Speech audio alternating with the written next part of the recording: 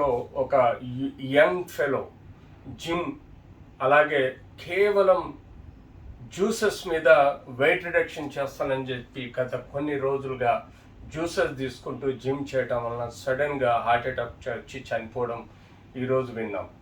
Absolutely right అండి. Actually చాలామంది అపోహతోటి ఉంటారు.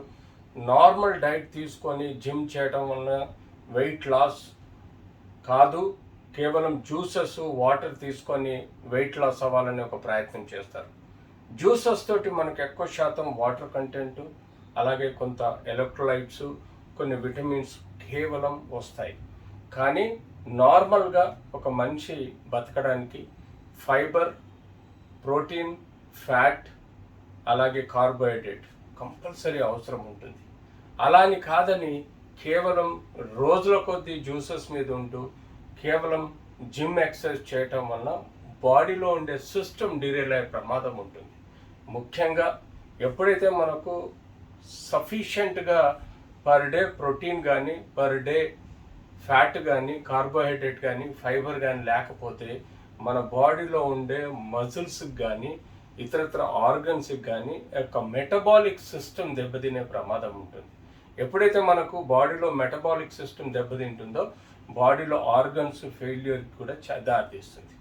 సో ఈరోజు ఈ వ్యక్తి చేసిన మోసం ఏంటంటే తనకు తెలియకుండానే కేవలం మాధ్యమాల ద్వారా తెలుసుకొని ఈ యొక్క జ్యూసెస్ తాక్కుంటూ కేవలం జిమ్ చేయటం వల్ల ప్రాపర్ సఫిషియంట్ ఏవైతే మజిల్స్కి రిక్వైర్మెంట్ ఉండే డైట్, నార్మల్ డైట్ ఏదిందో అది లేకపోవటం వల్ల సమస్యలు ఏర్పడి మెటబాలిక్ డిరేంజ్మెంట్ అయ్యి మల్టీ ఆర్గన్ ఫెయిల్యూర్లో పోవచ్చు, లేకపోతే స్ట్రోక్ లాంటి సమస్యలు వచ్చి చనిపోయినట్టుగా భావించడం జరుగుతుంది.